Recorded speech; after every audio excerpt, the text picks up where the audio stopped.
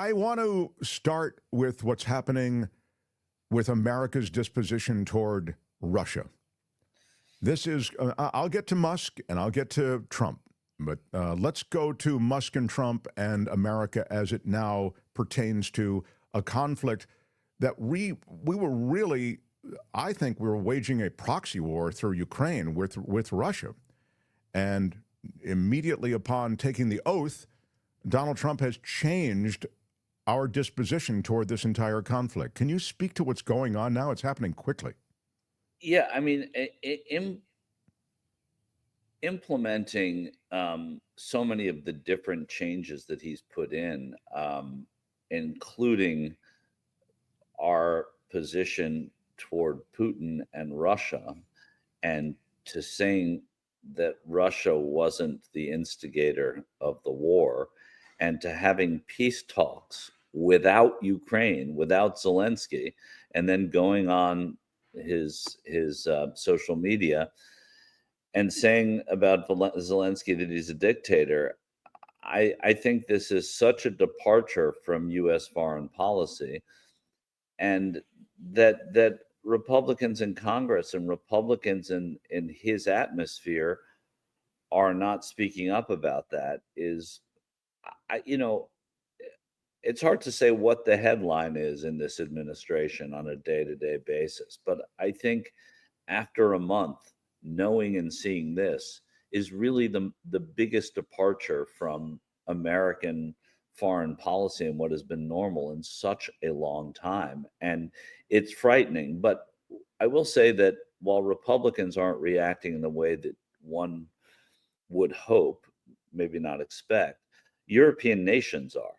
And I think that is going to matter in the end more than anything else in terms of Ukraine and the stability of Ukraine and how this war is going to resolve. Uh, But let me be clear, that's not going to chasten America and the new American leadership at all. But you think that but it can't be. It's not an afterthought how the rest of the European nations are reacting. Is your point? Exactly. I mean, and it shouldn't matter what changes America. I mean, this person, an election is going to change America. An epiphany is going to change America. But this is urgent and emergent, and this is a devastating development. And he's going to want credit for stopping a war, and the credit that he's going to want is going to come with the guarantees about NATO that Putin wants, that Europe doesn't necessarily want, but it also puts at risk um, uh, Ukraine. It's a geographical war as well. So changing a map, which he seems, this president seems very eager to do in many different ways, from Canada to Greenland to Panama to the Gulf of Mexico, and now to allowing others to do it in Europe. It's really we didn't expect this. There's a lot that we could have imagined. This isn't really one of those things. And to have peace talks without one of the people, I mean, there's no peace talk that I can think of, and maybe some of your smarter viewers than I will come up with them. But peace talks that didn't involve one of the people in the conflict. It's just astonishing. Exactly. I made the point in the first hour that it's extraordinary. It's absurd. It's utterly absurd. And then that we are exacting some sort of, you'd almost call it reparations, Right. wanting mineral rights to a bunch of, that's what you, as a victor, might try to exact from a defeated nation in a Right. conflict, in a military conflict. I mean, there's chapter and verse on that in history. But the notion that you could extract it from an ally and having given the ally nothing in return, sort of saying, well, we were supporting you, so we want these mineral rights. But by the way, we've now surrendered on your behalf to the foe you were up against over the last few years. There's an insanity to that, isn't there? Yeah, there is an insanity to it, and also what it proves too, and what is reassuring is that while his words matter here because he's the president of the United States and he has both houses of Congress, and we defer to the presidency in many ways in this country. We hadn't anticipated perhaps enough this kind of president, but or this kind of an electorate that seems unaffected by the uh, by what the president has done. If Donald Trump did what Richard Nixon did, uh, it would be a nothing story. It wouldn't pass muster. But we've changed the way we pay attention to politics and what we care about, what matters, and the tribalism affects that. And obviously that's a hypothetical, but I believe that I'm right there. But we're also just one nation, and we see that just because Trump says and does something doesn't mean it's going to happen. It doesn't mean Panama is going to acquiesce. It doesn't mean that you're going to see Hamas.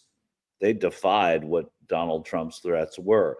That the Danish are going to give up and sell Greenland. That the Mexicans are going to be okay with renaming a huge body of water. And so uh, he could say all he wants and get a lot of that done here.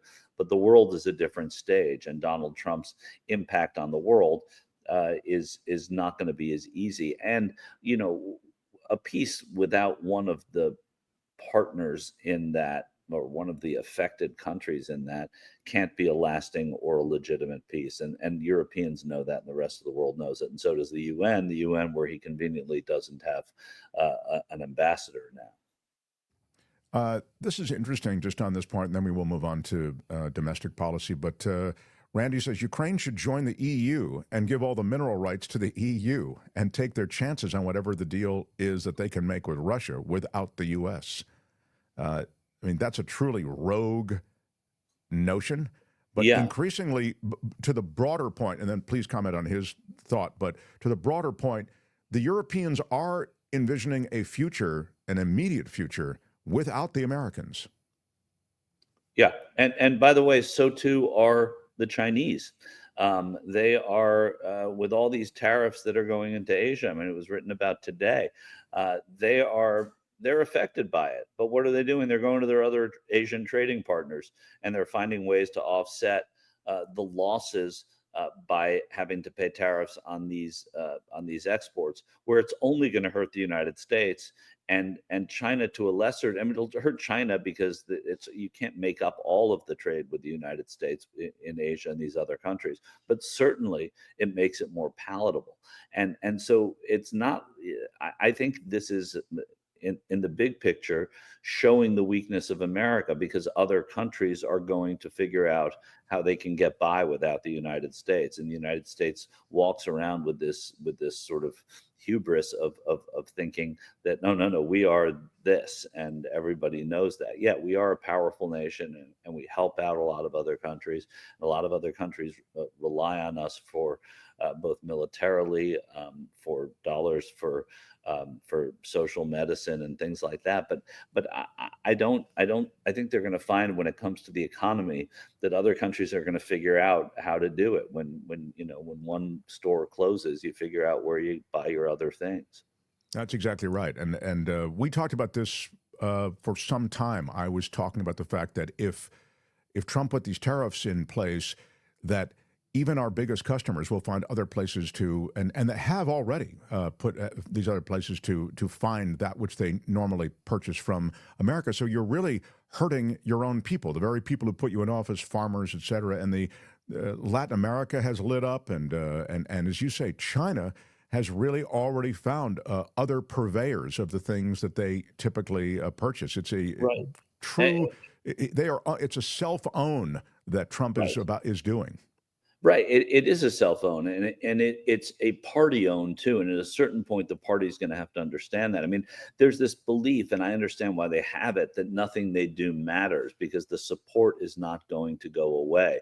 The people that support Donald Trump, a very good portion of them don't care one bit about policy, don't know anything about policy, are there to either they worship the celebrity, they like the way he speaks, or they feel like owning the libs is the most important thing, and being able to be facilitated to say the things they do in the way they do is something that only happens with Trump. But there are going to be people that when they see what's happening to the country because of these things, from unemployment to weak federal programs to government that is not able to provide for the needs, from whether it be veterans to the sick to people who want school lunches to all of even the IRS, which is important, even though nobody loves the IRS. When they see the breakdown of that, they're going to be the people that matter and the people that care about policy and the people that see these things that are not just blinded by the guy. That's going to hurt. I mean, that's going to hurt at the end. Yeah, there will be at some point the the government plumbing is going to back up, and Yeah, sure. now there. This is part of a broader issue that I'd love to visit with you, kind of on an ongoing basis, which is at what point does it not matter to them? Have they changed America so substantially? Have they changed government so substantially? Have they so dismantled government to the point that you can't put Humpty Dumpty back together again? I don't know. Well, Yeah, speak to that, please. they think. I mean, to what's understandable, they understandably believe that whatever they do doesn't matter to their popularity because it hasn't before. The extremes to which they're going right now are going to have actual effects, right? If you thought that the January 6ers were not Donald Trump's fault, for example, and you supported Trump and he didn't incite that and they were right and that was a stolen election, if you believe all of that, it's fine. You're allowed to, and then those people get sprung from jail the day he gets in, and his supporters are happy about it. But when prices go really high, when you need when you're a veteran who needs medical care or benefit questions answered, when you are waiting for a tax return that isn't coming, when practical things happen to you that matter every day, then at least a portion of those people are going to become frustrated because there's no Joe Biden to blame it on anymore. There's no Barack Obama. There's no Chuck Schumer. I mean, they have the entirety of the government, and they have a very, very active president who surrounds himself with people who are loyal and will do what he says. I mean, even I was watching the confirmation hearings of Lori Chavez de Remer, who's going to be the Secretary of Labor. She's co-sponsored the PRO Act in Congress, which is a sort of a union-friendly act in Congress. She's a Republican. She lost her seat in November, and now she's going to be the Secretary of Labor. She was saying things like, whatever I believed before, I was in Congress. Now I believe the president. Whatever the president says is right, and I'm going to go along with that to an extent. Now, cabinet members do say that from time to time, but people are going to start realizing the effects of this, and not everybody's just going to be adherent to this person when they see that their home is crumbling. You watching the NLRB nominees confirmation hearing is the most Michael Shure thing ever. Very, very impressive, sir. It's the Labor Secretary. Labor NLRB Secretary, is moot now because they don't have a quorum.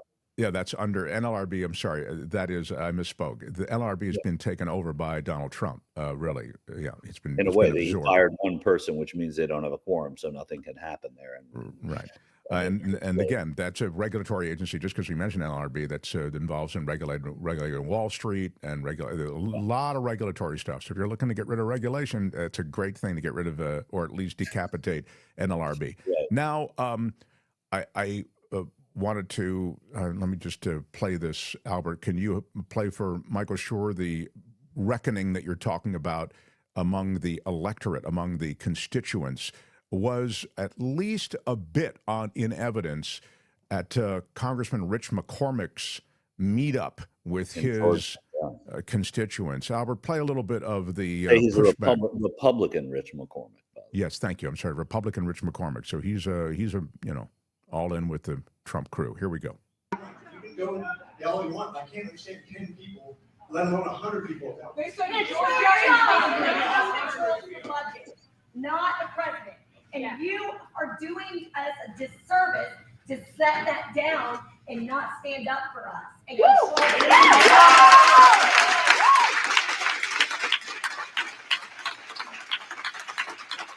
you are doing a disservice by not standing up for us. And now he's getting shouted down. I don't think it's going to be litigated in court. You don't think I'm going to stand up for you? Stand up.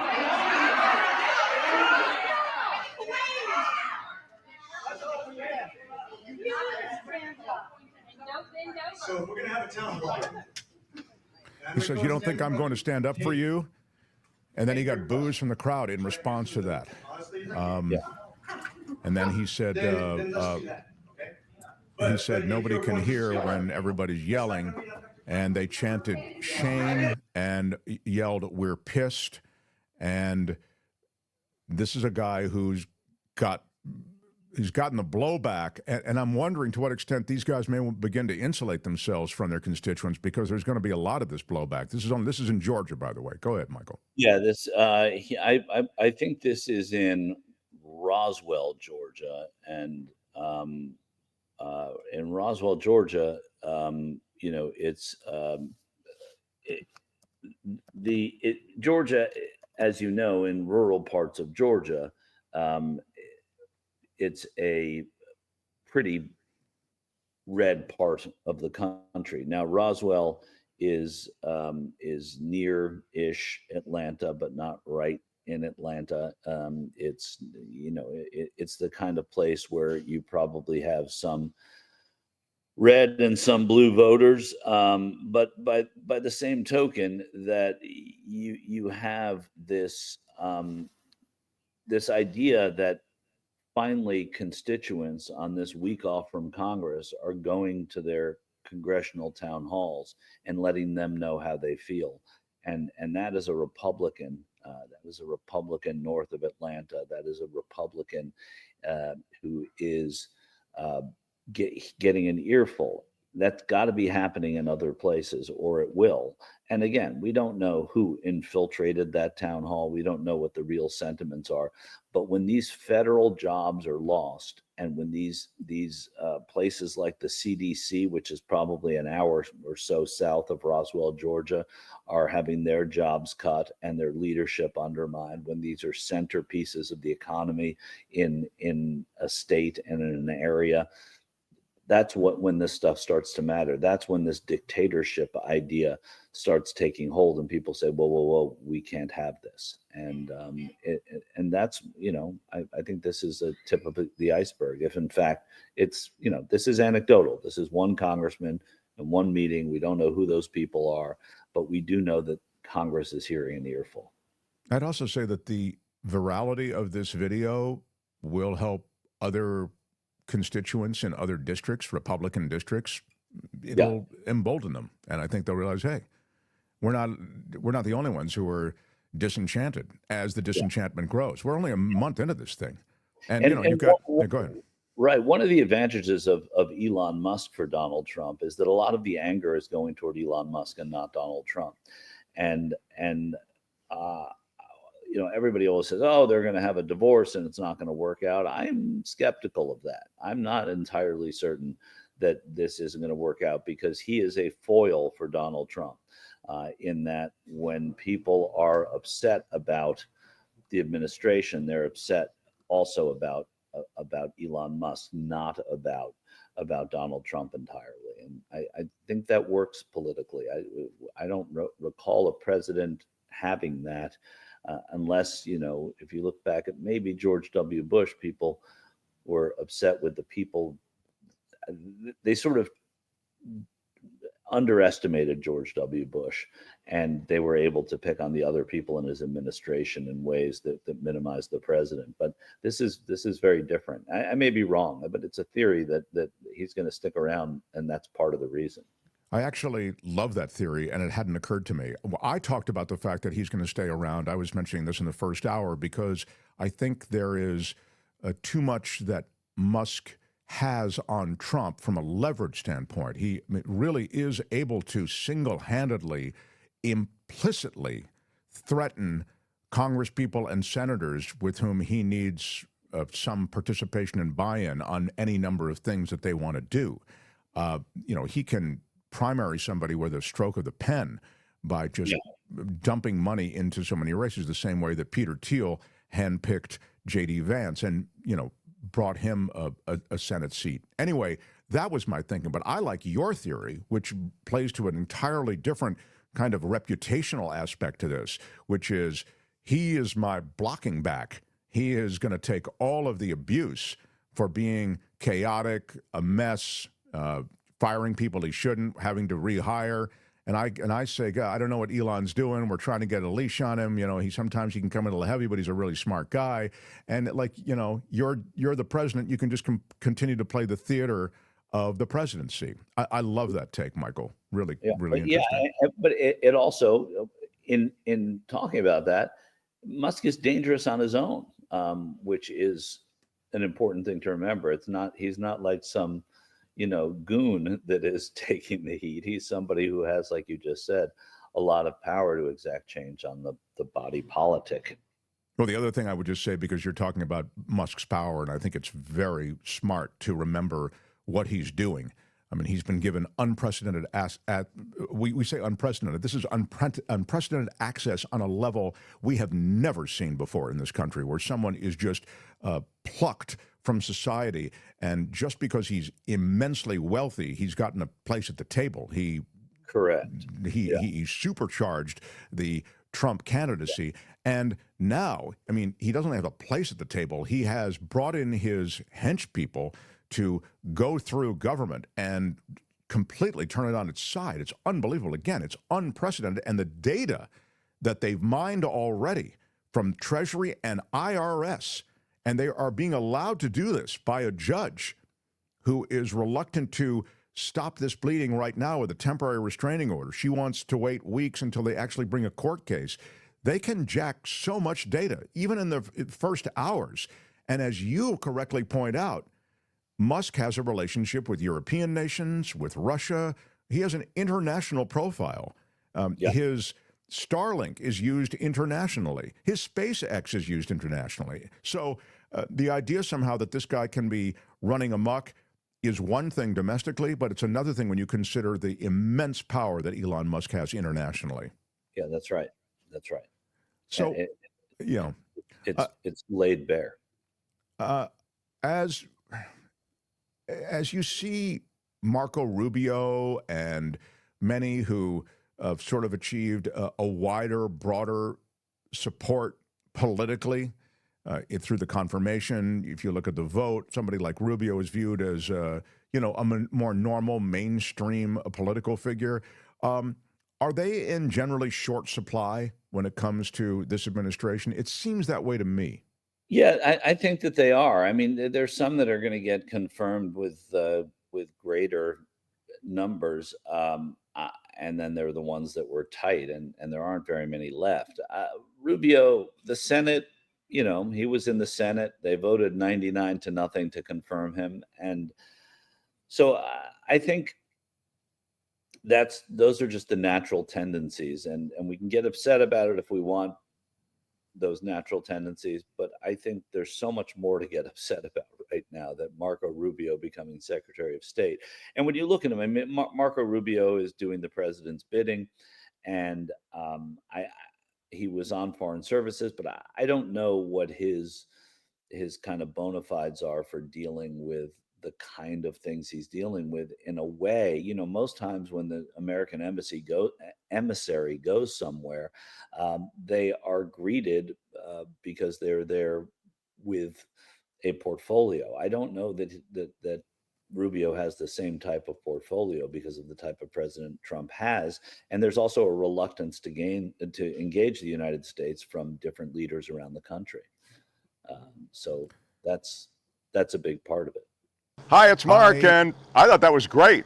Hit the notification bell. You'll know whenever there's a new video being dropped, and please subscribe to our channel to help us save the universe.